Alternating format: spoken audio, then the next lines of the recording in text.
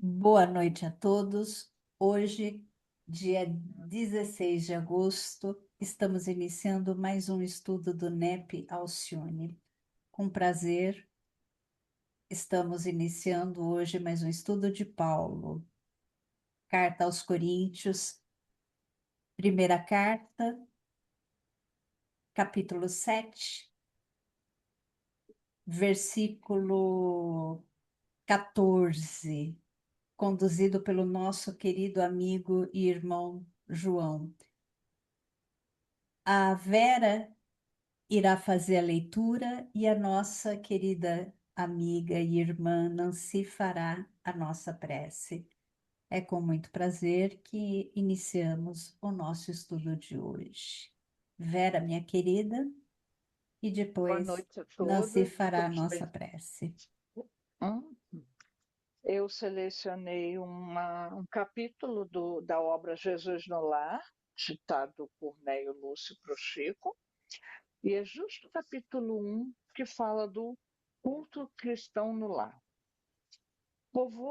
Povoara-se o firmamento de estrelas dentro da noite prateada de luar, quando o Senhor, instalado provisoriamente na casa de Pedro, tomou os sagrados escritos e, como se quisesse imprimir novo rumo à conversação que se fizera improdutiva e menos edificante, falou com bondade. Simão, que faz o pescador quando se dirige para o mercado com os frutos de cada dia? O apóstolo pensou alguns momentos e respondeu hesitante: Mestre, naturalmente escolhemos os peixes melhores. Ninguém compra os resíduos da pesca. Jesus sorriu e perguntou de novo: O oleiro, que faz para atender a tarefa a que se propõe? Certamente, senhor, retarquiu o pescador intrigado. Modela o barco, imprimindo-lhe a forma que deseja. O amigo celeste, de olhar compassivo e fulgurante, insistiu. E procede o carpinteiro para alcançar o trabalho que pretende. O interlocutor, muito simples, informou sem vacilar. Lavrará a madeira, usará a enxó e o serrote, o martelo e o formão. De outro modo, não aperfeiçoará a peça bruta. Calou-se Jesus por alguns instantes e aduziu: Assim também é o lar diante do mundo. O berço doméstico é a primeira escola e o primeiro templo da alma. A casa do homem é a legítima exportadora de caracteres para a vida comum. Se o negociante seleciona a mercadoria, se o marceneiro não consegue fazer um barco sem aperfeiçoar a madeira aos seus propósitos, como esperar uma comunidade segura e tranquila sem que o lar se aperfeiçoe? A paz do mundo começa sobre as telhas a que nos acolhemos. Se não aprendemos a viver em paz entre quatro paredes, como aguardar a harmonia das nações?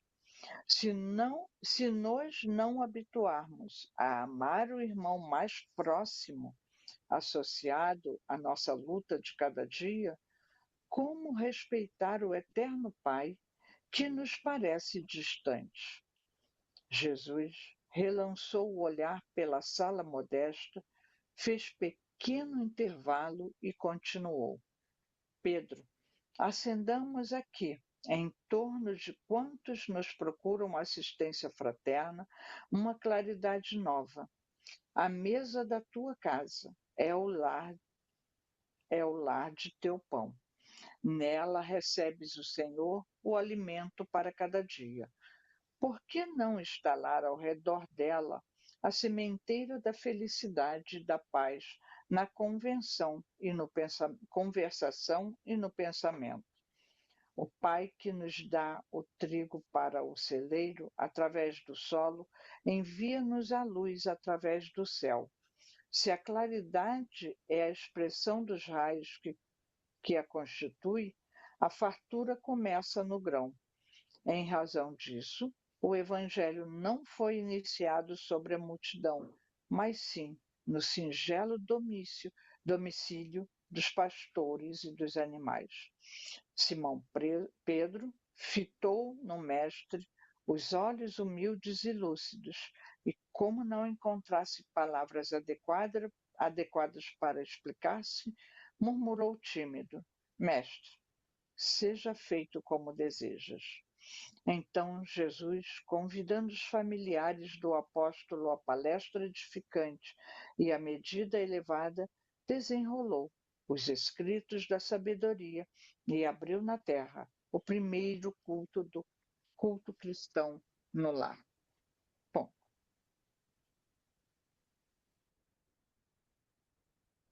assim, Então, vamos começar serenando os nossos corações, levando nossos pensamentos a Deus, nosso Criador e Pai, a Jesus, o nosso Mestre amado, agradecendo a oportunidade de estarmos aqui para adquirirmos mais aprendizado e poder entender melhor a nossa vida. Vamos vibrar para todas as pessoas necessitadas, material e espiritualmente, em especial pela Zenilda e Rosa Maria, vibrações com muito amor e carinho, com as bênçãos de Jesus. Por todos aqueles que aqui estão presentes e por aqueles que por algum motivo não puderam vir, assim como envolvendo todos os seus familiares, amigos, vizinhos, todo que estiverem ao seu redor, pelos encarnados e pelos desencarnados. Enfim, que o curso transcorra em paz e harmonia. Que Jesus nos abençoe. Que assim seja, graças a Deus.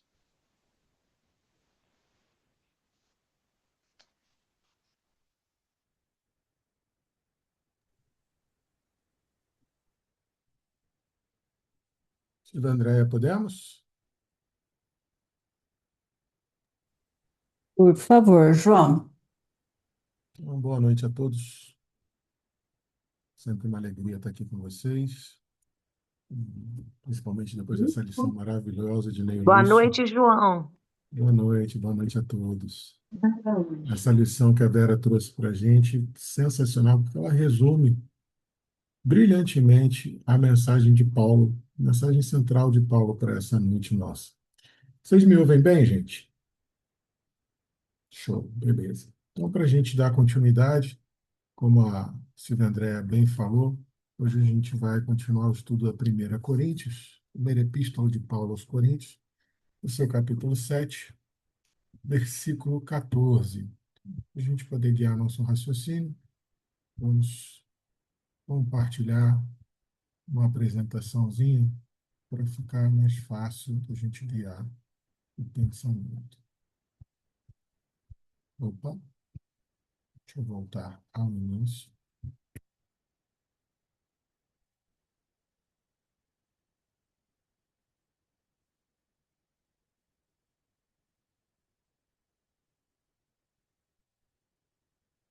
Todo mundo está vendo? A partir de agora eu não consigo mais ver vocês. Se acontecer qualquer coisa, abra o microfone e me chamem a atenção, ok? Então, o verso que vai ser estudado hoje, 1 Coríntios 7, 14, segundo a tradução feita por Almeida, revista e atualizada, diz o seguinte: porque o marido incrédulo é santificado no convívio da esposa, e a esposa incrédula é santificada no convívio do marido crente. De outra sorte, os vossos filhos seriam impuros, porém, agora são santos. Então, a primeira coisa que a gente já precisa começar a entender qual a motivação de Paulo de escrever dessa forma, falar sobre impureza de filhos, né? Falar sobre santificação no casamento. A primeira coisa que a gente precisa lembrar é que, segundo a tradição judaica, né, do Velho Testamento, tudo aquilo que era impuro era considerado impuro pela lei. Ao tocar o que estava puro, contaminava o que estava puro.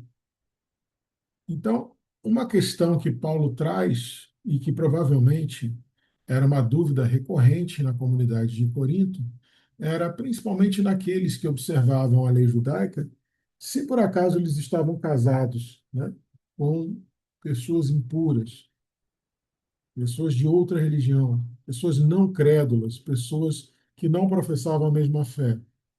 Conviver com essas pessoas na nossa oikos, na nossa casa, debaixo do mesmo teto, me tornaria impura ou não. E aí Paulo subverte e inverte essa ordem de profanação, essa lógica de profanação, lembrando que Jesus sempre conviveu com a impureza, sempre esteve entre os impuros.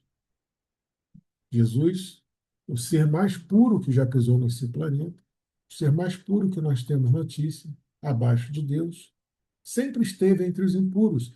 E Paulo nos lembra que justamente a mensagem desse Espírito puro chamado Jesus, que nós conhecemos como Evangelho ou Boa Nova, é justamente a prática, a vivência, a experiência da Boa Nova que nos torna santificados, que nos torna santos.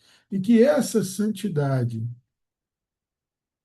muito mais do que qualquer coisa profana, purifica todo o ambiente.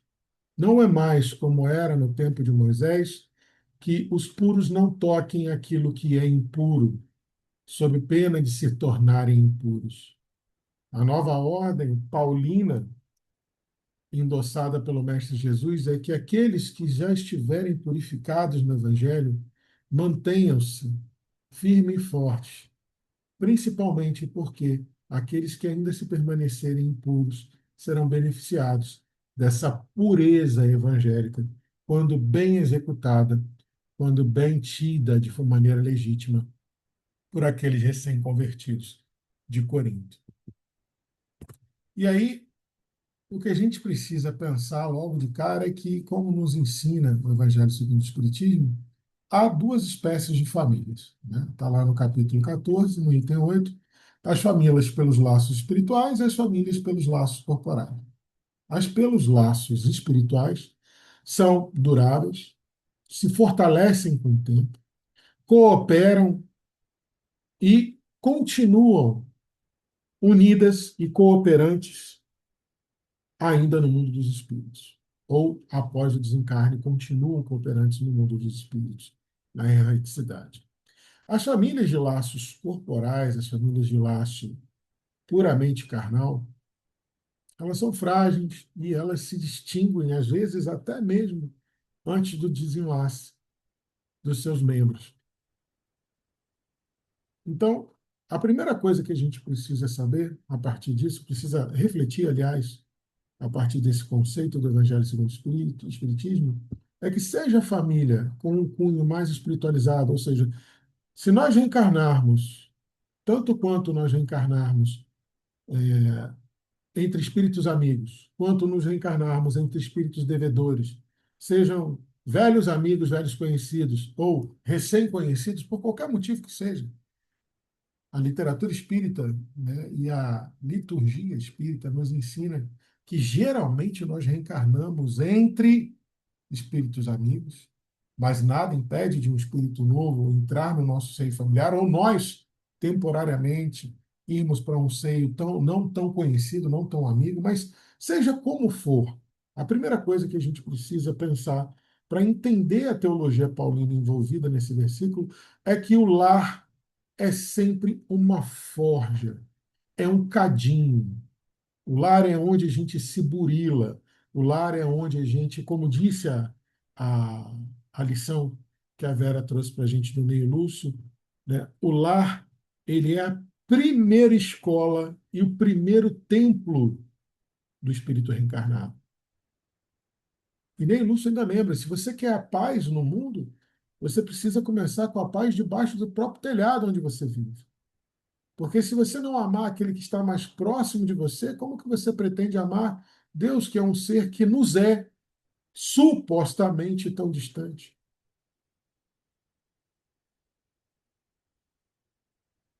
Então, seja como for, vamos partir da ideia de que o lar onde nós estamos, o lar onde nós nos encontramos, ele é exatamente a forja necessária para a nossa evolução, para as necessidades evolutivas que nós temos agora.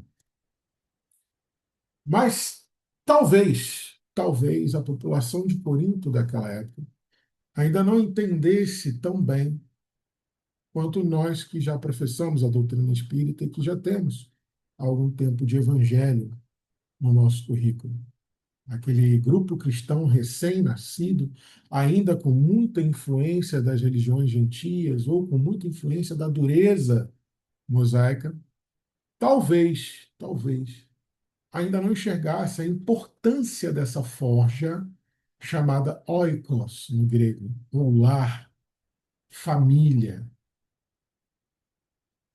que seria muito compreensível se eles não entendessem ainda de uma forma tão suave e tão profunda quanto nós conseguimos entender hoje, porque eles viviam sobre imensa tensão, uma pressão absurda do lado de fora, uma pressão exterior do lado de fora, porque viviam sobre Alex Júlia e Alex Papia Popai, que era um conjunto de leis que praticamente punia as pessoas solteiras ou que quisessem ficar solteiras.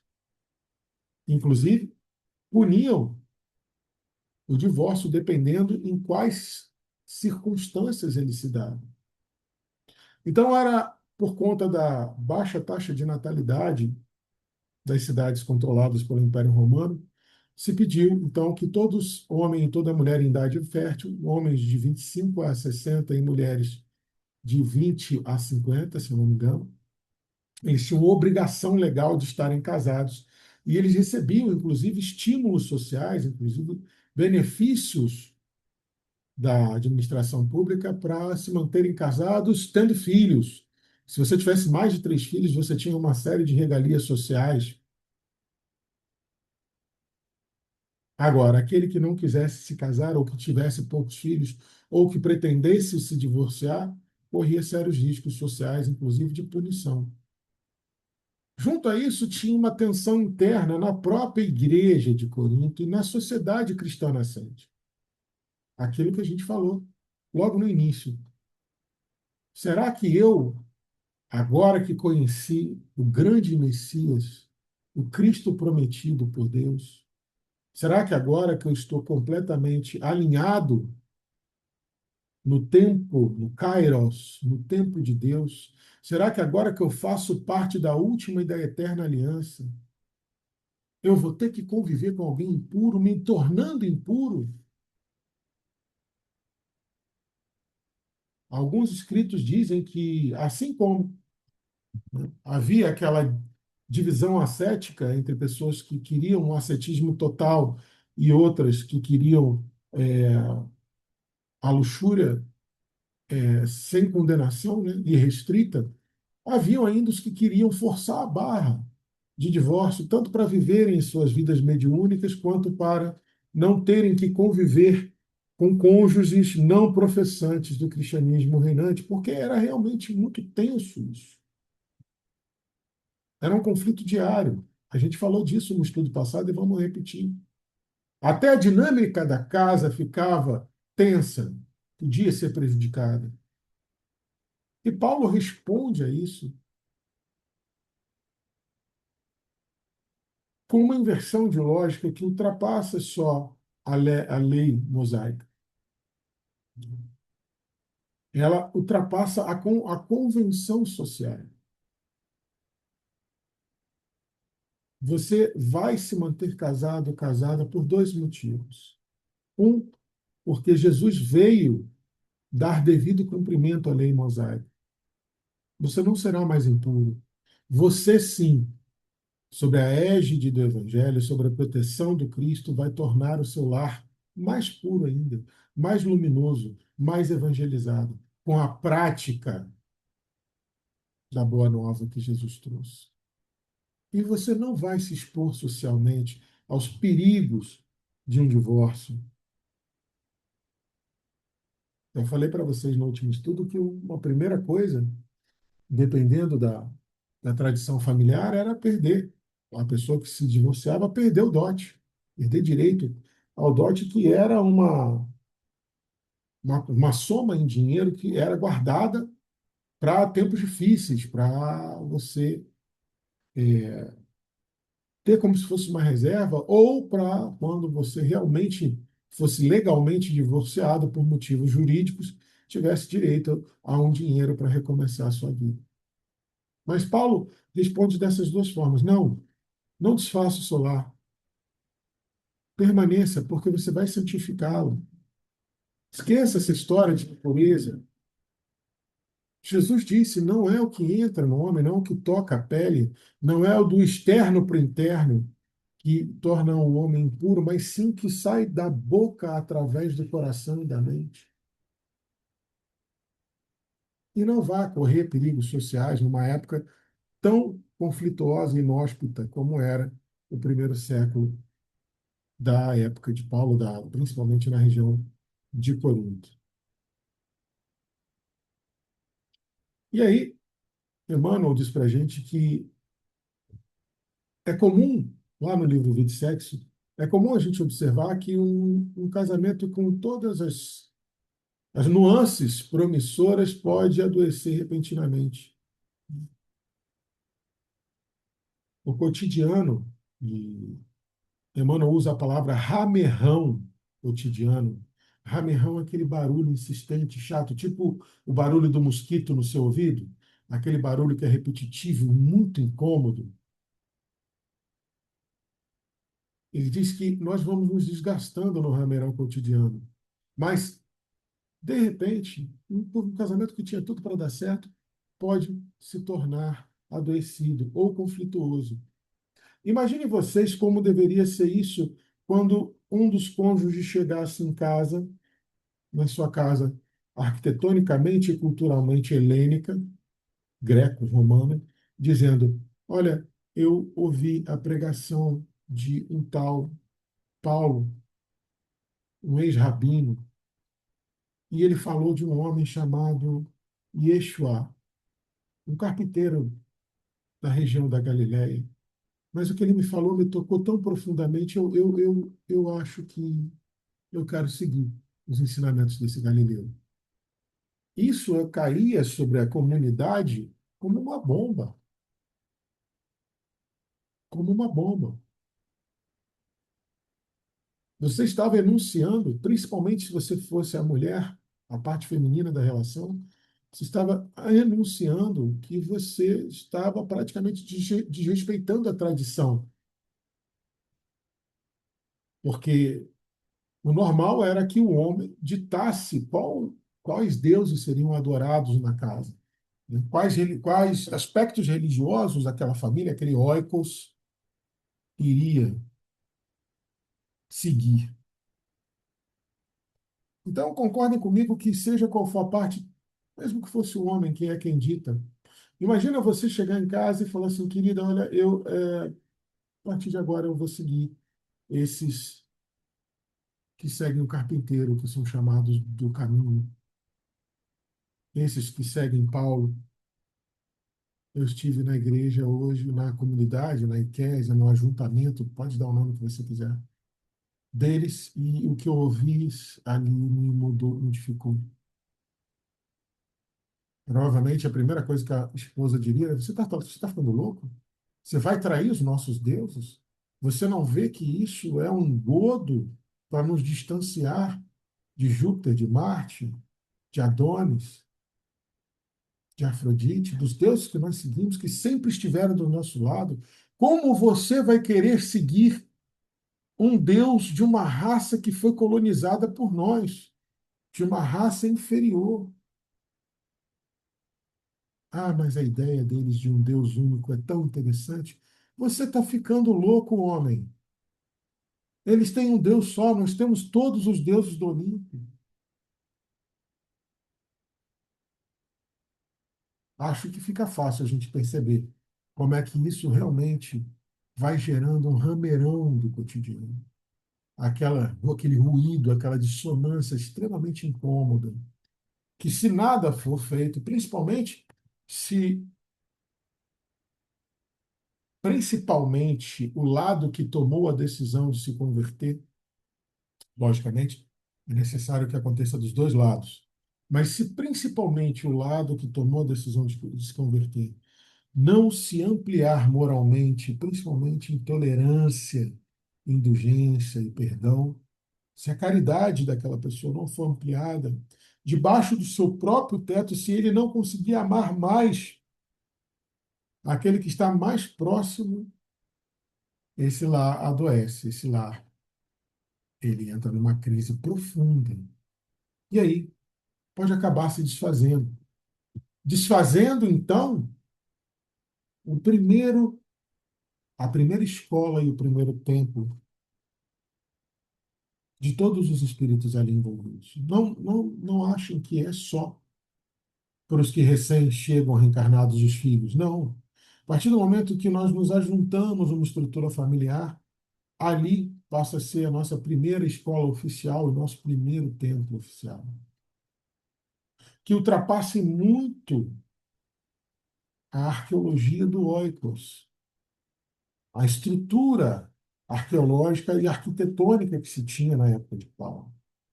Eu já falei para vocês, mas é sempre bom lembrar, todas as casas tinham um larário, o altar doméstico, onde se fazia os rituais e as adorações aos deuses domésticos, que ficava no átrio da casa, muitas das vezes visível para a porta da rua. Era muito comum as portas da rua ficarem abertas para que as pessoas vissem você nos seus ritos sagrados. E lembrando que uma casa típica, um oikos típico da cultura helênica, principalmente da de Corinto, às vezes, abrigava não só familiares, agregados, pessoas com quem você fazia negócio que estavam em viagem, em trânsito, mas a casa em si já era o seu escritório. Raramente você fazia negócios, tinha um outro lugar para se fazer negócio, até porque a sua casa era o seu império. A noção de oikos é uma noção muito forte de apropriamento, principalmente em comércio geral, comércio ordinário, geralmente era feito, ou no máximo na frente da casa tinha onde você os insumos que você iria negociar. E isso traz um conflito muito visível, porque o larário, o altar doméstico, ficava de cara para a rua para todo mundo ver.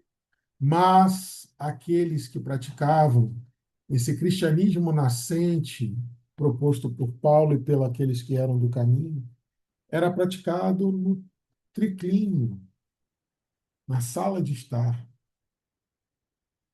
E tirando os quartos, era o lugar mais reservado, era o lugar onde você convivia, mas era o lugar onde só entravam os seus muito queridos, geralmente para comer ou para conviver.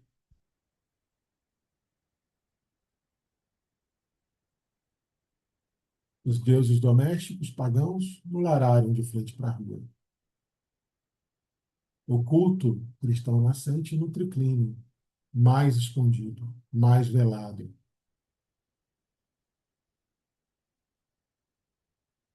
Mas Paulo vem ultrapassar essa lógica, propondo o seguinte: nem o larário, nem o triclínio. Assim como Neil Lúcio nos traz nas palavras de Jesus, o verdadeiro santuário é o santuário vivo dos espíritos que habitam aquele domicílio. A verdadeira adoração é a prática da caridade, é a vivência e a experiência evangélica. Não há impureza que sobreviva à luminosidade do evangelho bem praticado por aqueles ou por aquele que habitam lá. Joana de Ângeles nos diz que às vezes é necessário que um somente do lar entre em prece sincera para se acender um facho luminoso que purifica toda a dimensão e às vezes até além da dimensão do lar, que atinja todos os membros da casa e da família, mesmo estando longe. Então Paulo já começa a perverter nem larário, nem triclínio. A verdadeira adoração tem que acontecer no coração e na mente de todos os espíritos reencarnados que coabitam aquele espaço físico chamado oikos, chamado lar. E aí, Emmanuel, também no Vida e Sexo, fala para a gente que, assim como Neil Lúcio nos falou na lição introdutória, o lar é uma escola viva da alma. Quando nós retornamos ao plano físico, os nossos pais são as nossas primeiras imagens de Deus, nossos primeiros exemplos de vida. Na tépida estrutura do ninho doméstico, ou seja, naquela estrutura do ninho doméstico não é nem quente demais, nem frio demais, naquela confortável e geralmente confortável estrutura do ninho doméstico, vão ser germinadas no ser os seus primeiros impulsos, suas primeiras impressões do que é estar reencarnado. Uma escola viva. E aí é preciso que a gente lembre que Paulo nos reitera, nos reforça a ideia de que a verdadeira santidade de um ambiente jamais será corrompida por ídolos de pedra ou por qualquer ritual, inclusive qualquer aspecto ritualístico, mesmo do cristianismo. Mas a verdadeira santidade está na vibração, na qualidade vibratória dos que habitam aquele lar, dos espíritos ali encarnados. Por isso é muito mais importante benevolência, indulgência e perdão do que qualquer discurso doutrinário, do que qualquer ritual.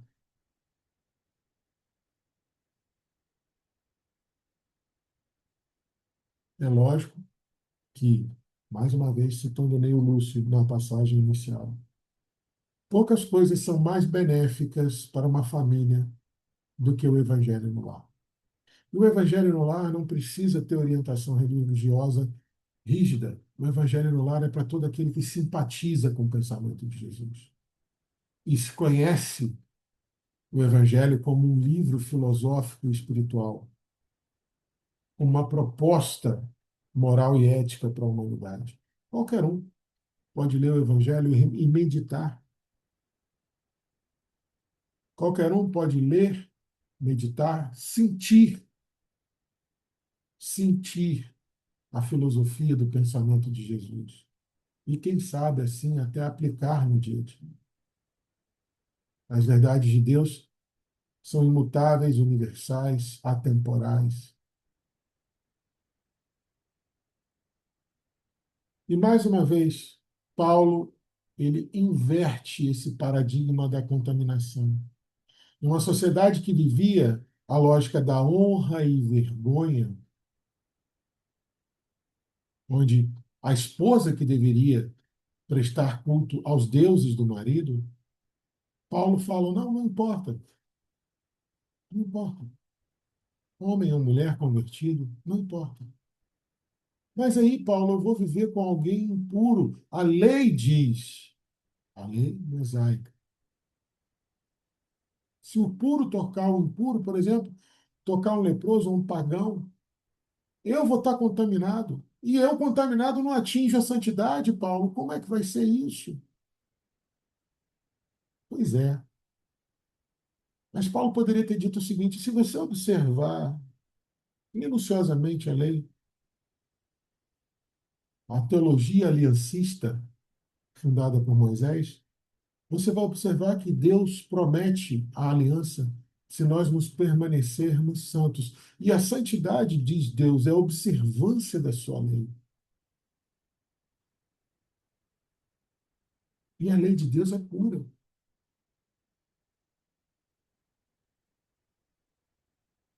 A observância. Se vocês estudarem minuciosamente, Deus é tão misericordioso nessa fundação da teologia aliancista que ele nem pede a fidelidade irrestrita, porque ele sabe que nós não somos perfeitos. Ele pede a observância. Qual é a diferença? O fiel é aquele que segue incondicionalmente. Mas ele sabia que a gente iria interpretar de modo inapropriado. Então eu falo, observe. Observância no sentido de, vá lá, examine a lei, tente entender. Ótimo, entendeu. Vai lá e pratique do jeito que você entendeu. Essa parte aqui deu errado, né? Então, volta lá e lê a lei de novo. Estuda ela de novo. Agora você percebeu onde é que você errou? Vai lá e pratica de novo. Essa é a diferença da fidelidade à observância. Observância à lei. Isso que nos torna santos. E essa pureza que tanto preocupa e tanto preocupava aparentemente os praticantes do cristianismo nascente de Corinto, ela justamente é atingida, a pureza, né, o oposto da impureza, ela é justamente atingida por essa observância. E é exatamente a observância dessa lei que vai fazer você ficar imune a todo e qualquer tipo de impureza. Paulo fala nessa revisão, nessa reversão de paradigma, né, que inspirado em Jesus, como eu já disse, que tocava leprosos, gentios e todo tipo de gente, andava com, deixou uma mulher hemorroísa tocar o seu manto e ainda a abençoou. Essa crença no Evangelho, essa fidelidade no sentido de observar o Evangelho. Vai lá, leia, entenda, medite, pratique. Se algo deu errado, volte lá, leia novamente, medite novamente, pratique novamente. Essa observância em tom de perseverança no aprimoramento, isso supera qualquer aspecto de profanação ou de impureza.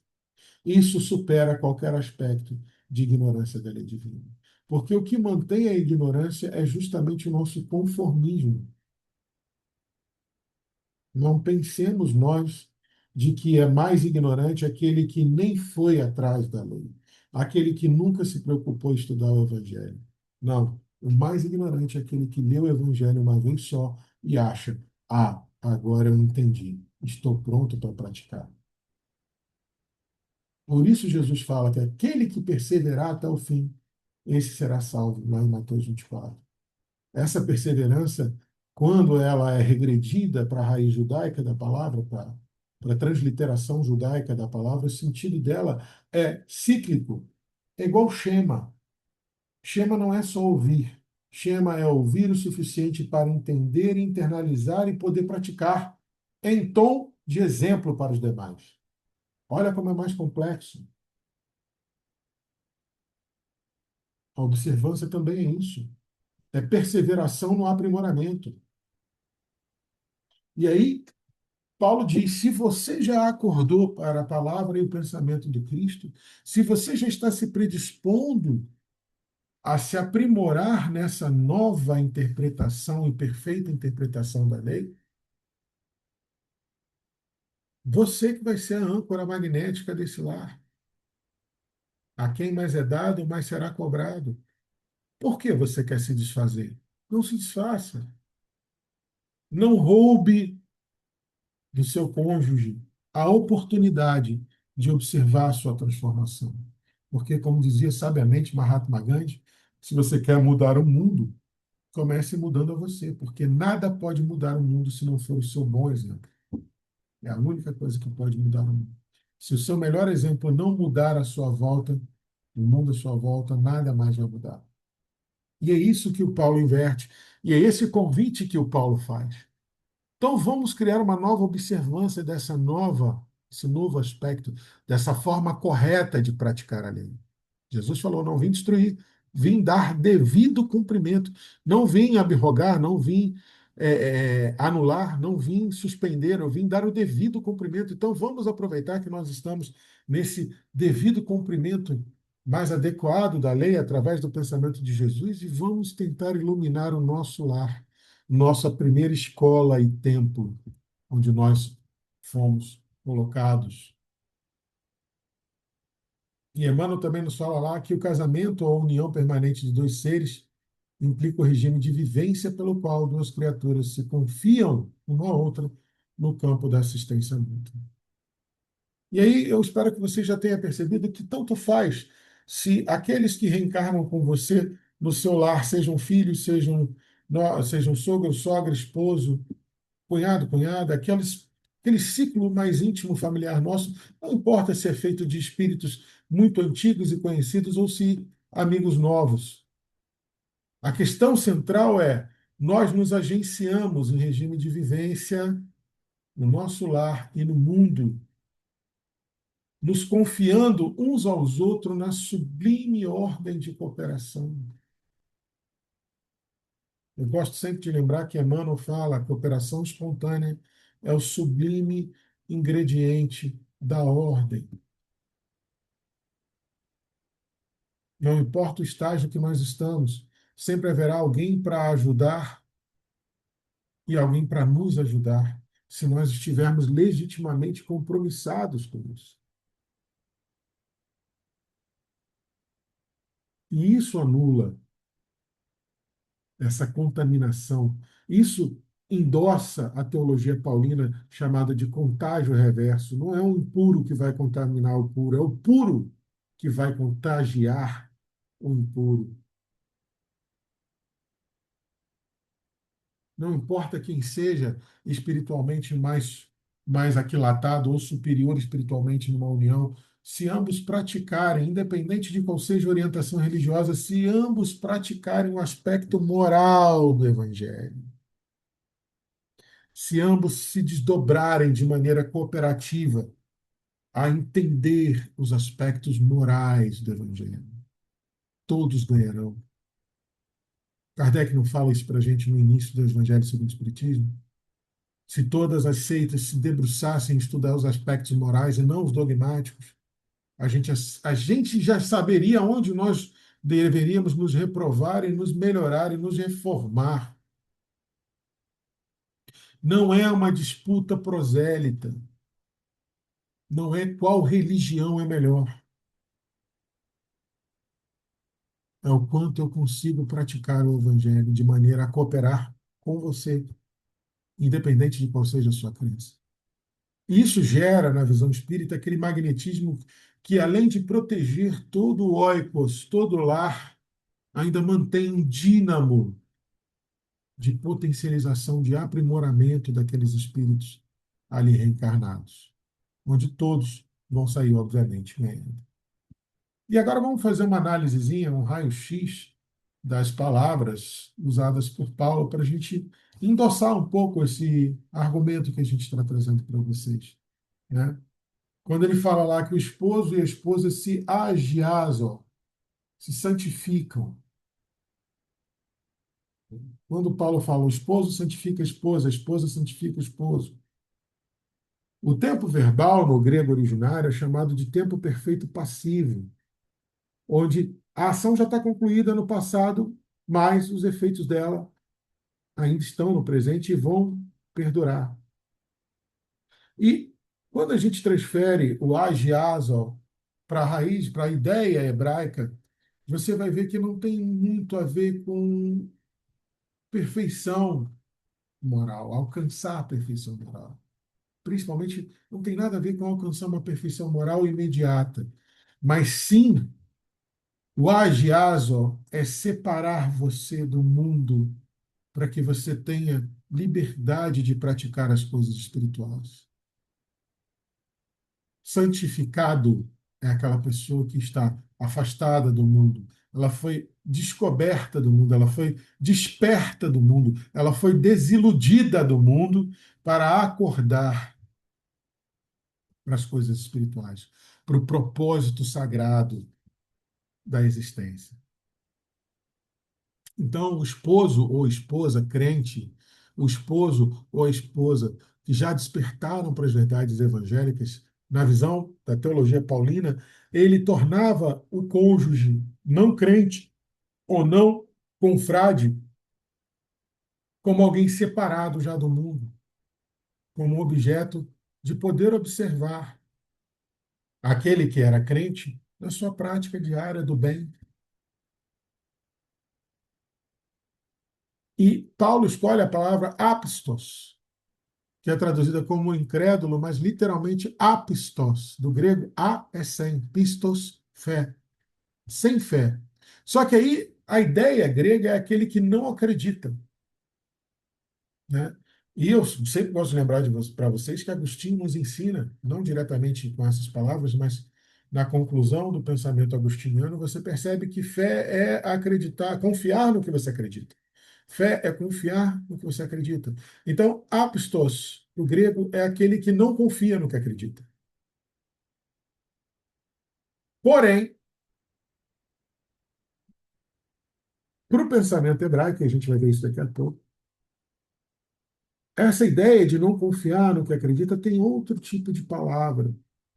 Apistos, quando a gente usa a relação com a Septuaginta para ver qual palavra hebraica o grego apistos traduz, a gente vai mostrar daqui a pouco, tem mais a ver com falta de lealdade. É a pessoa que não é fiel a um certo credo, a uma certa doutrina. Então não quer dizer que seu cônjuge não tenha fé nenhuma, não confie. Não é nada pejorativo. É mostrando uma pessoa que tem fidelidade a outra dogmatismo, a um outro dogmatismo, a um outro credo, a um outro ritual, a um outro pensamento. E acátartos, os filhos não serem impuros, os filhos não serão acártatos, que também não quer dizer impureza como algo que é um defeito que é herdado e você vai carregar aquela mancha. Não. A noção grega de acártatos é algo que tem uma mistura, misturou de maneira errada. Tipo assim, ah, meu Deus, cai um pouquinho de sal aqui nesse doce. Não é uma contaminação também, como pensavam os hebreus.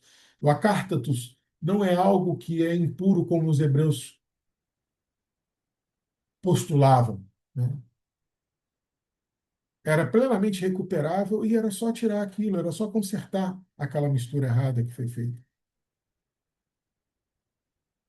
De maneira nenhuma, o acártatos é uma impureza que te coloca para fora da aliança, mas é uma impureza que é reversível, uma impureza de algo que não está bem adequado, bem alinhado. O que Paulo quer dizer é que os filhos não serão fruto dessa mistura errada entre as crenças do pai e da mãe. Não, eles também vão ser agiazo, né? Ainda também vão ser separados para as coisas santas. Principalmente se pelo menos um dos lados se debruçar nessa cooperação em termos de benevolência, indulgência e perdão. E aí, lá em Nosso Lar, André Luiz nos lembra, lá no capítulo 38, que o matrimônio espiritual, né, falando sobre se poderia haver matrimônios na espiritualidade, matrimônio espiritual é alma a alma. Qualquer tipo de agenciamento, de contração matrimonial, de junção, de conjunção, que não seja alma a alma, é só para poder cumprir tabela, é só para poder satisfazer os outros liames sociais. E é interessante a gente pensar que muitas das vezes esse compromisso alma a alma nos é ensinado como algo pregresso. Ah, esses espíritos assim que fazem essas uniões alma a alma, João, que falam na liturgia espírita, são pessoas que já fizeram projetos reencarnatórios, foram aprovados, foi muito bem estudado. Não, não, não, não necessariamente. Você pode criar o compromisso espiritual a qualquer momento com qualquer espírito com onde você desperte afeição e se sinta inclinado a cooperar de forma legítima e desperte para a noção de família universal. Você pode estar casado, casada com um espírito que esteja sendo a primeira vez que vocês se encontram, o que é muito difícil. Mas vamos supor, ou que já não se encontram há muito tempo, ou que se encontraram poucas vezes, tiveram pouca história reencarnatória juntos, não importa. O que importa é que você pode contrair esse matrimônio espiritual, alma com alma, a qualquer momento.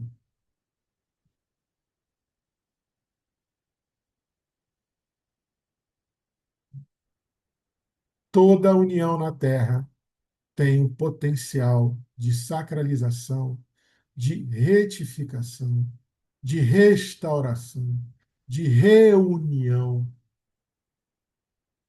que pode ecoar na eternidade. Mas é preciso que nós sempre olhamos o nosso cônjuge, aquele espírito com o qual nós nos agenciamos, com o qual nós nos unimos, como um irmão em cooperação.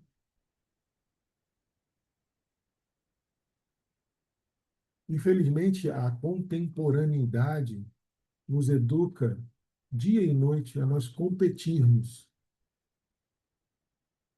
nos educa a competição e não a cooperação.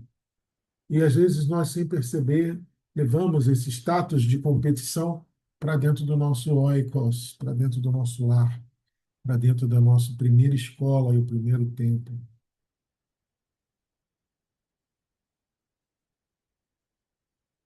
Aí seu filho te afronta, o seu marido te oprime, te diminui, a sua esposa não te respeita, porque nós estamos educados em termos. Sua esposa não te obedece, melhor do que respeitar, não te obedece. E nós estamos em termos de competição, quando, na verdade, a gente deveria enxergar todo mundo à nossa volta e todo tipo de relacionamento como cooperação. Por isso que lá no grego agiasó, no hebraico kadash, né? Apesar de ser ligado essa palavra, né, quando o kadash na Septuaginta, né, na Bíblia hebraica é traduzida do hebraico kadash para o koiné, o grego agiazo, pode falar do kiddushin, né, que é a consagração matrimonial, todos os seus aspectos teológicos, jurídicos e sociais, mas também fala sobre essa separação para consagrar. A melhor ideia era essa. Eu estou te separando do restante do grupo, do restante do mundo, para te consagrar a Deus. E o Kiddushin era uma consagração de que eu pego na sua mão, você pega na minha mão, vamos juntos manter a aliança de Deus, mantermos obedientes e santos, para que a nossa parte de sustentar a aliança, nós dois faremos juntos. Assim como a pistos, né, traduz geralmente a palavra hebraica emuná, e é fidelidade. Como eu falei para vocês, o grego foca no confiar no que você acredita. Já o hebraico foca naquela fidelidade relacional com Deus. Você pode, por exemplo, ser apistos do cristianismo. Não, eu não quero acreditar nessa religião que está nascendo aí desse povo que é nosso escravo. Você está doido. O Deus dele morreu na cruz. Deus morreu. Vocês estão ficando malucos? Eles têm um Deus só. Um Deus só. Pelo amor de Deus, olha o nosso panteão, quantos deuses tem. Vocês estão ficando doidos. Ele pode até não acreditar na estrutura dogmática, mas ele ainda tem uma fidelidade relacional. Ele ainda procura uma fidelidade relacional, não é uma pessoa completamente agnóstica, né? E o mais legal de todos é o Tekna, filhos, né? Que traduz na Septuaginta o hebraico Ben ou Baná, e Ben ou Bar ou Baná, filho de, né? Mas essa raiz hebraica, Ben, principalmente a raiz Baná, o cognato Baná, quer dizer construção. Baná é aquele que constrói. E dá uma visão de como que os filhos, aqueles irmãos que nós recebemos numa nova reencarnação, com a missão de sermos seus tutores e seus orientadores, seus protetores, como que eles nos ajudam a construir o futuro, como eles nos ajudam a manter esse ciclo de cooperação que vai sustentando esses espíritos agenciados através do tempo. Lembrando que, na lógica transcendente da família universal, os laços são espirituais e não precisam ser consanguíneos. Laços consanguíneos, projeto reencarnatório aprovado, estabelecido. Laços afetivos, laços espirituais, podem tanto ser do projeto reencarnatório, como podem ser grandes presentes, grandes novidades da aventura da reencarnação. Mas todos eles têm que ser tratados da mesma forma, com cooperação e sempre visando a sustentabilidade dessa união espiritual, tempos a fio, né? E aí, também no Vida e Sexo, Emmanuel, quando fala sobre pais e filhos, nos lembra que os pais são como se fossem alunos em condições um pouco mais avançadas nos currículos e nas lições do que os filhos que estão chegando agora, né? São como alunos mais iniciantes, são como os calouros, a galera que está chegando agora. Mas o lar é sempre uma arena de serviço e de evolução no planeta, no campo da reencarnação.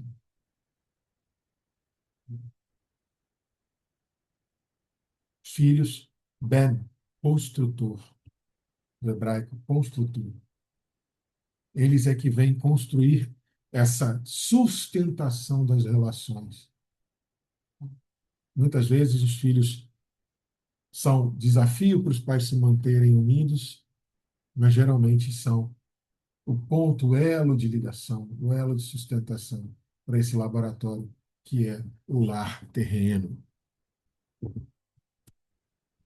E aí vamos fazer agora uma síntese terapêutica dessa psicologia que Paulo nos sugere sobre a convivência com cônjuges que não professem exatamente a mesma religião. Lembre-se, podem ou não professar certos aspectos religiosos. Mas, por exemplo, se são todos de matriz cristã, se todos acreditam em Jesus, se todos têm o Evangelho como bússola norteadora, concorde que não tem tantas diferenças morais assim.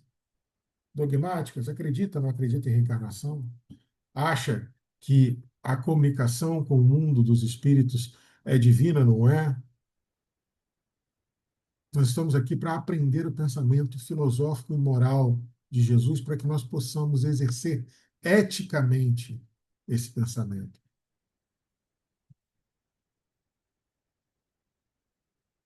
Quando a gente entende que, independente do que eu vou converter no outro, eu preciso primeiro converter em mim, eu preciso primeiro melhorar em mim. Você tanto diminui essa neurose de conversão forçada no ambiente familiar, quanto também aumenta a sua percepção de compromisso, de autocompromisso, um bem-estar dessa célula familiar. Você acaba com um choque de crenças. A diversidade ideológica não incomoda mais tanto. E se você diminuir ou acabar com esse choque de crenças, você vai fazer uma ressignificação. Você vai passar a olhar o cônjuge não como adversário ideológico, espiritual, mas como um cooperador. Até a raiva que ele me faz me ajuda a me melhorar.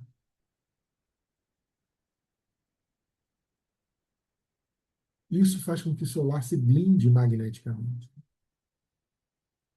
Se ambas as partes se debruçarem nessa cooperação de compreender que a fé, confiar no que se acredita, não precisa ser 100% alinhada com o outro, mas que a substância e principalmente os desdobramentos dessa fé, principalmente os desdobramentos em caridade, em cooperação, em respeito, em aliança, em entender e praticar as leis divinas cada vez melhor e cada vez mais.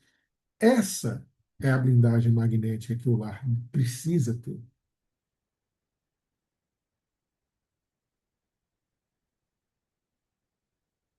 Se eu perguntar para vocês agora assim, é possível alguém que professe as religiões de matriz afro-brasileira, candomblessista, por exemplo, pode se unir ao testemunho de Jeová?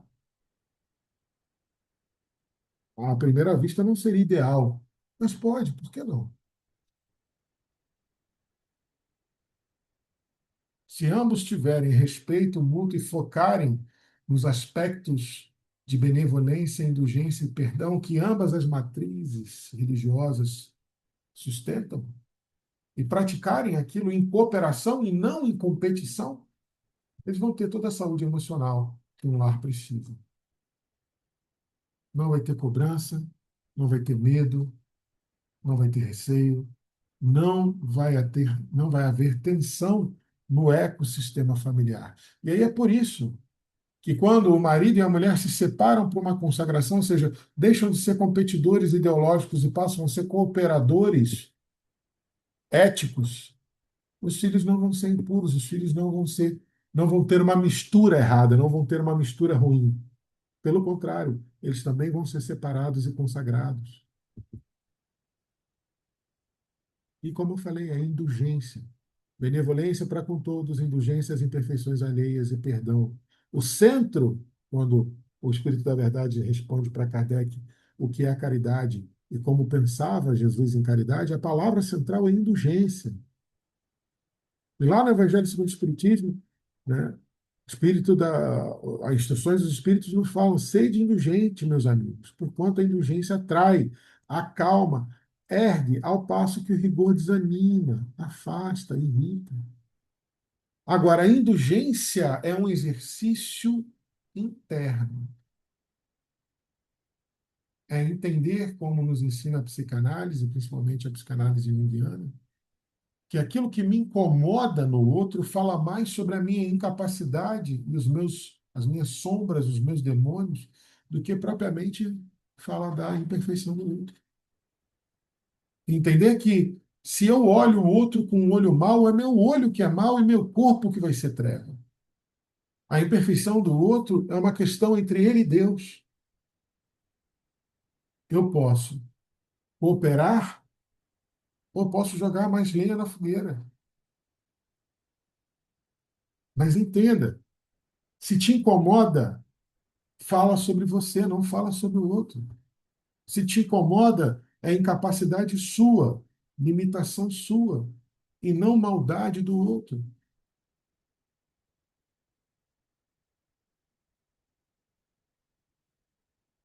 Não é confrontar, não é competir, é cooperar.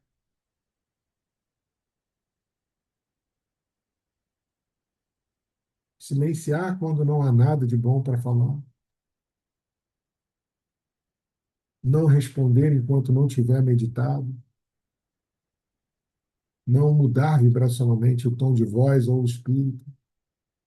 Se educar.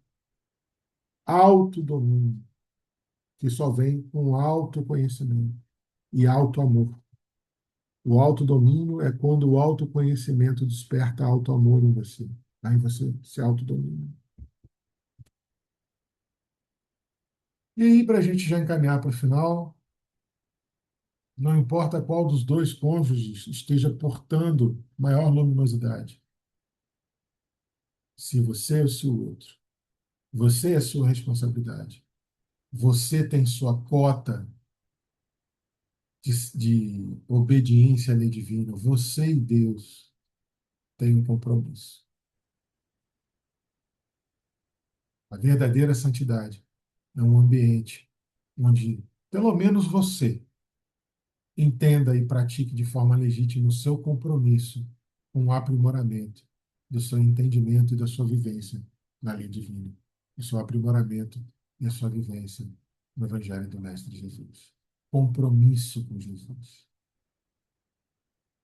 Um lar que vai caminhar para a pacificação e vai se tornar realmente, né, a primeira escola, o primeiro templo, que vai conseguir atravessar as barreiras, os muros físicos daquele lar e ir conquistando a paz no mundo, que vai conseguir amar a Deus cada vez mais, porque tem amado cada vez mais aquele que está mais próximo de você.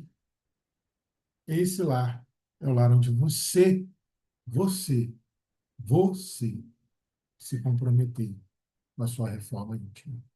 autoconhecimento, empatia reversa, que pode ser entendida como realizar o esforço consciente para compreender as raízes emocionais e a fidelidade inerente a emunar do parceiro a sua própria cultura, do parceiro à cultura e ao dogma que ele professa.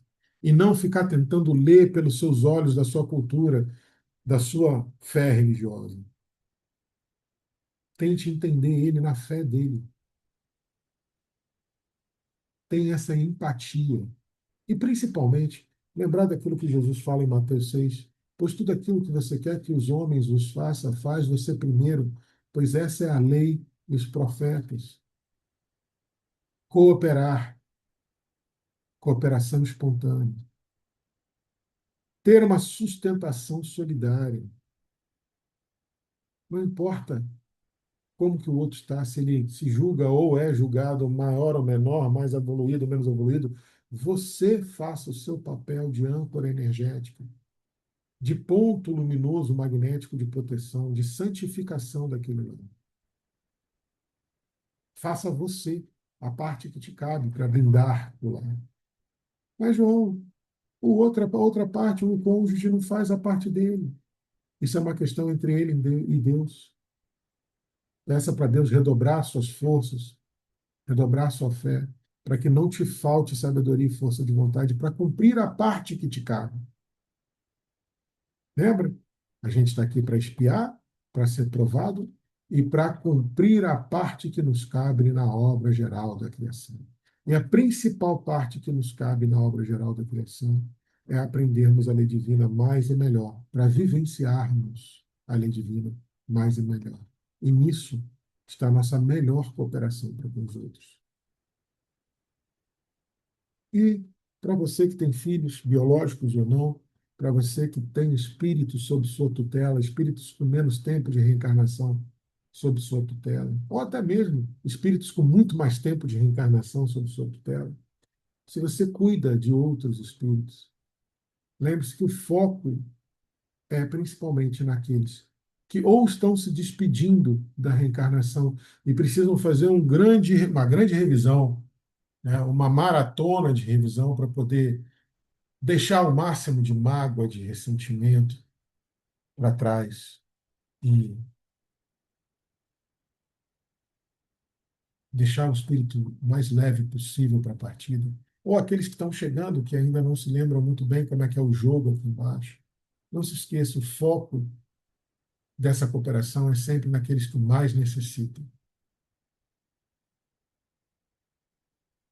A gente observa quando tem rusgas e conflitos conjugais, o foco circula tanto entre marido e mulher, esposo e esposa, companheiros,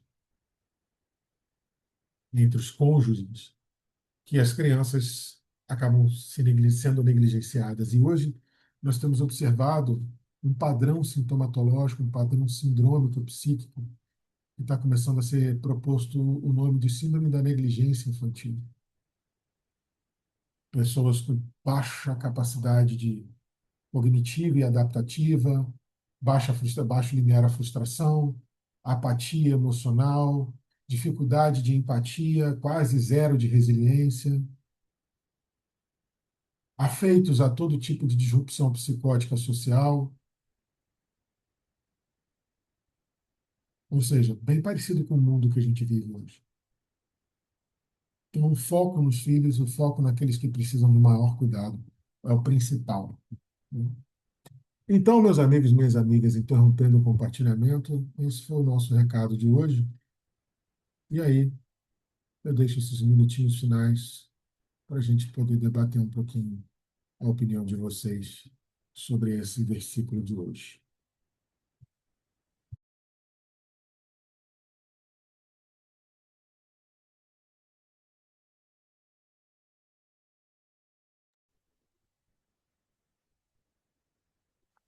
Quer falar, Fátima? Eu não sei nem por onde começar a falar, Paulo, porque você atingiu todos os caminhos. Você atingiu a raiz problemática dentro de um lar, né? Ao mesmo tempo, você mostrou, né, que quem tem que fazer uma parte somos nós, eu, né, no caso, eu. Essa parte, uma das partes é minha. Se o outro não faz, eu não posso mudar, né? Agora, que é difícil, né? Essa indulgência, mesmo eu tendo a resignação que eu tenho, mas atingir essa indulgência ainda me pega.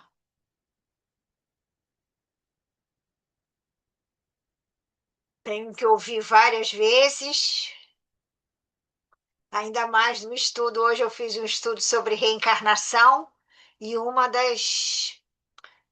que é realmente o principal, né, é a família, né? Nós estamos com essa problemática, vamos dizer assim, de reencarnantes, né? A gente vê o que eles, os espíritos, estão trazendo, porque eu trabalho numa sala de reencarnantes, e a gente percebe a dificuldade que eles estão passando ao reencarnar.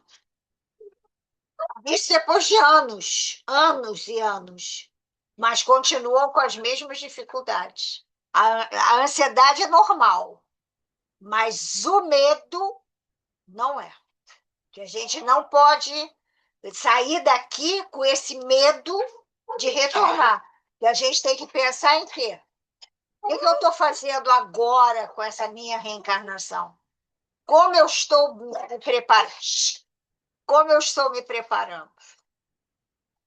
Hoje a minha cabeça, mas foi muito bom. Sensacional. Muito obrigada, mais uma vez. Muito obrigada, Elis, não. Gratidão. Elis, querida, Boa noite, tudo bem? Bom rever vocês. A responsabilidade é grande e o conhecimento espírita deve fazer com que a gente possa fazer uma autoanálise também. Eu hoje refletia e pensava o quanto o João falando sobre as diversas religiões, sobre a convivência fraterna com a diferença, o quanto alguns dos nossos irmãos já avançaram muito no campo do evangelho, no sentido mesmo do exemplo de outras religiões, né? E é muito importante que a gente entenda que o nosso compromisso com a doutrina espírita, que vem muito provavelmente da nossa experiência espiritual, o que significa dizer que é bem provável que nós tenhamos mais erros do que acertos, faz com que a nossa noção de responsabilidade seja maior.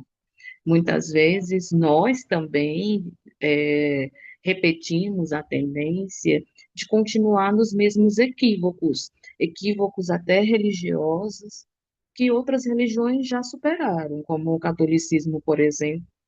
Ele não é mais o catolicismo com o qual nós fomos educados há 20 anos atrás, 30, no sentido mesmo do movimento católico, ou até mesmo dos nossos atavismos das vidas passadas, né, que a gente teima em continuar repetindo. Então, a nossa responsabilidade é muito grande, né?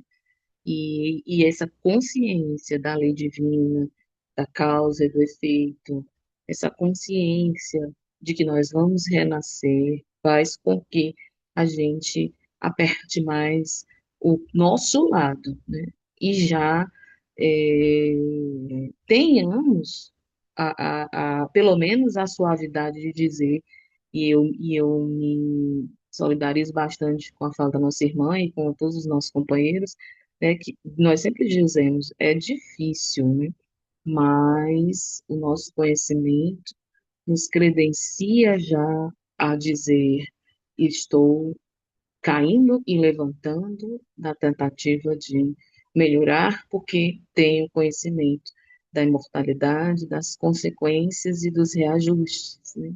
Eu acho que já não é mais permitido para nós essa condescendência. Eu estava pensando sobre isso enquanto o João falava e agora à noitinha, né? Eu acho que a gente é muito piedoso conosco. Está na hora da gente ser mais firme conosco e realmente ser coerente com essa mensagem que a gente tanto ama e divulga, né? E tentar viver mesmo.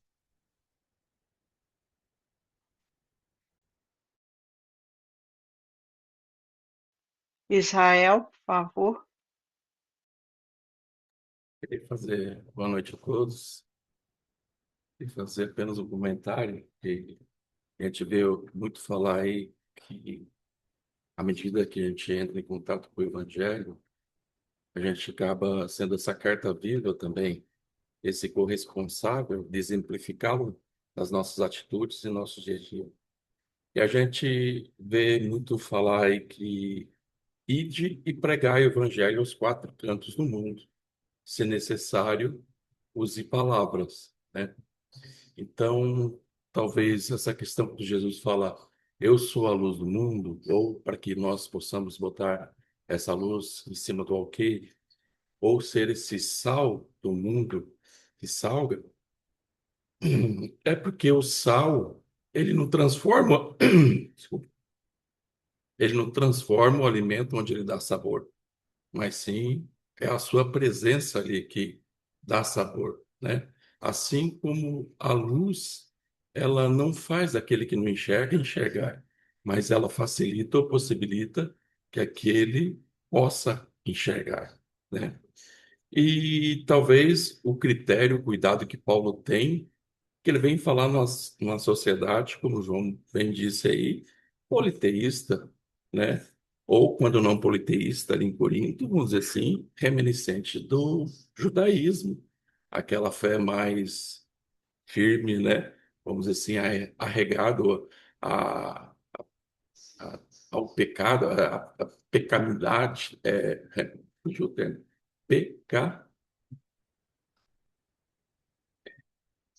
ser pecaminoso, né? Entrar em contato com algo que você possa se tornar impuro. Porque quando fala ali em salvação, como ele bem disse ele da palavra do grego e do hebraico, a gente vai ver ali que a salvação também ela não torna o indivíduo puro, né? Mas simplesmente ele é apartado, né? Vamos dizer assim, ele é separado, como sem aquela sociedade que foi escolhida, como Abraão foi escolhido para, vamos dizer assim, levar a humanidade agora para a questão da crença no Deus único, né? Abraão não estava salvo, ou aqueles que seguiam, vamos dizer, aquela fé que ele ia transformar através daquele provo ali, não estavam salvos. Estavam agora sob olhos da provação. Iam ser provados se eram merecedores dessa salvação, né? Então, eu acho que a grande palavra-chave ali a gente vai ver também é essa questão de salvação, né? Porque a sociedade judaica ela ia acreditar que se é no momento que ele se converteu cristão, e antes, como ele judeu, se ele tocasse no impuro, aquilo se tornava impuro, então seus filhos iam ser impuros, ou a tua esposa teria que seguir, vamos dizer, aqueles preceitos, já que eu era o patriarca, né? Apesar que Paulo coloca em pé de igualdade nessa passagem, tanto o homem quanto a mulher. A mulher também, vamos dizer assim, era responsável por esse movimento de tornar puro aquele outro que não professava essa mesma fé, né? Então, essa condição do cônjuge, vamos dizer assim, para que não tivesse esse rompimento, que não haveria necessidade de se separar, como nos dias de hoje, vamos dizer assim.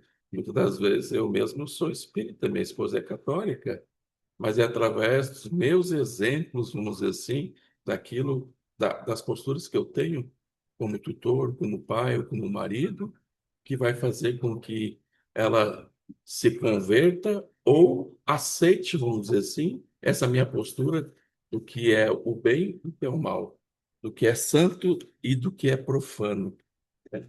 Então, é esse contato como sendo esse sal, né? com esse respeito àquele que convive comigo no mesmo lar, onde que é essa célula, vamos dizer assim, de estágio na matéria, que é a família, né?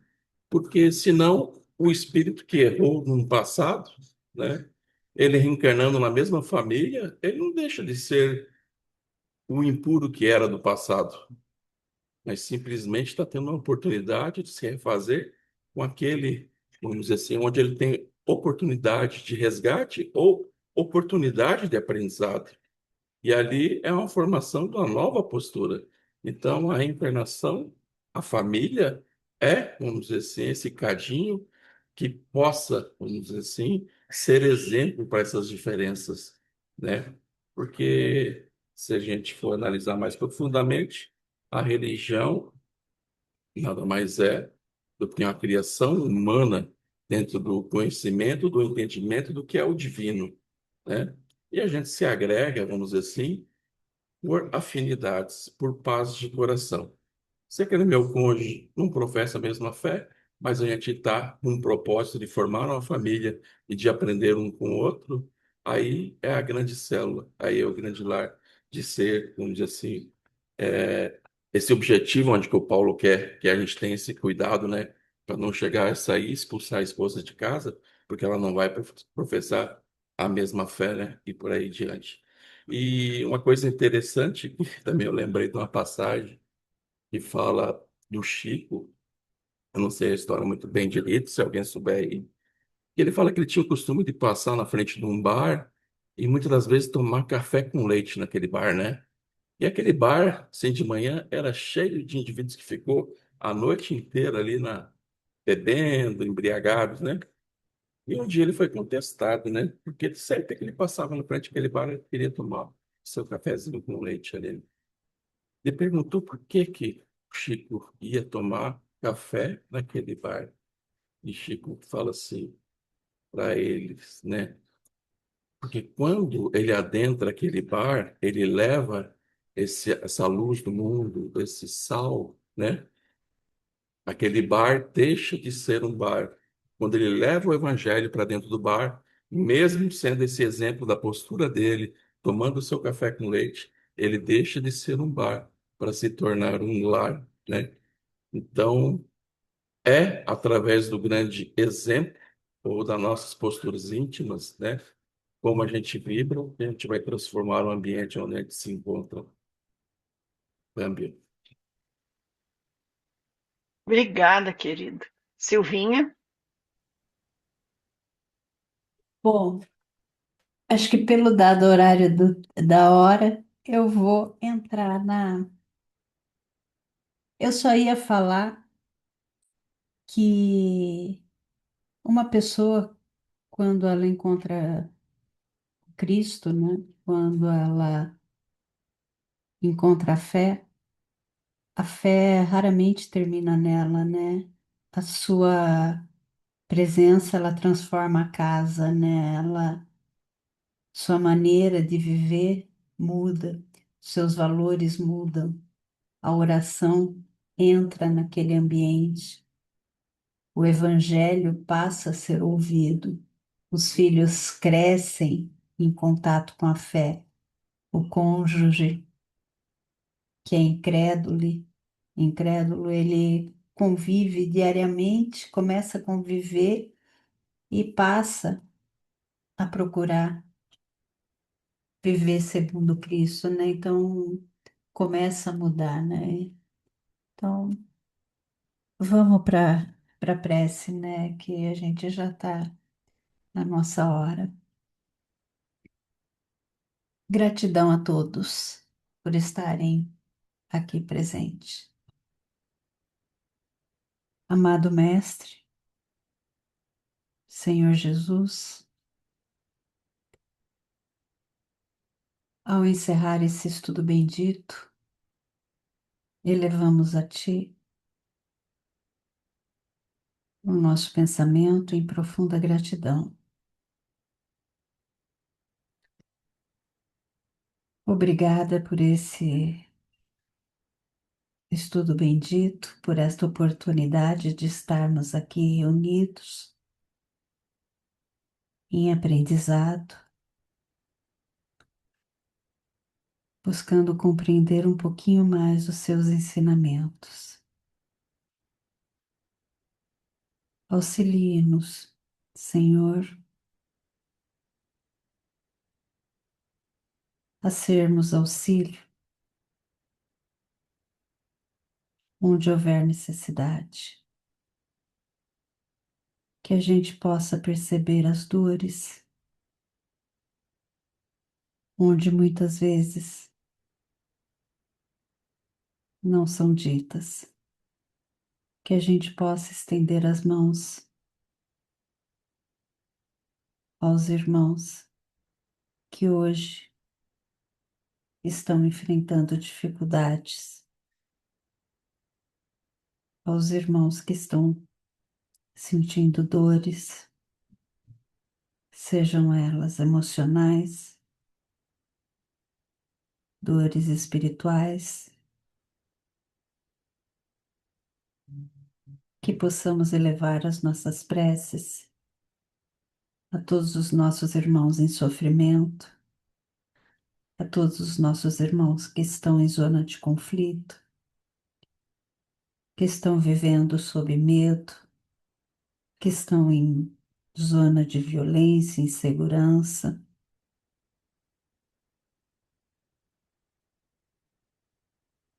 Fortaleça a nossa fé, o amor que nos une, que nos ampara, principalmente nos momentos em que as dificuldades pareçam maiores do que as nossas forças.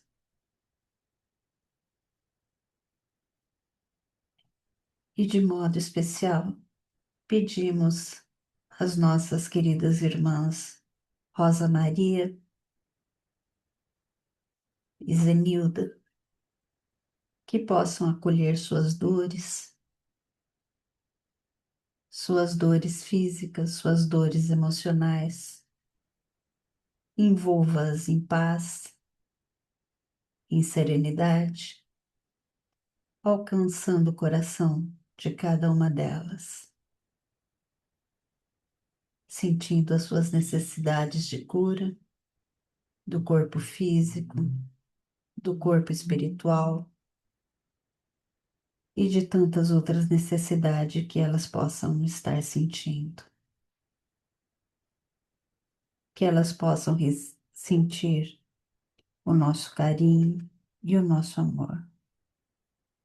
E assim, pedimos a permissão de encerrar esse estudo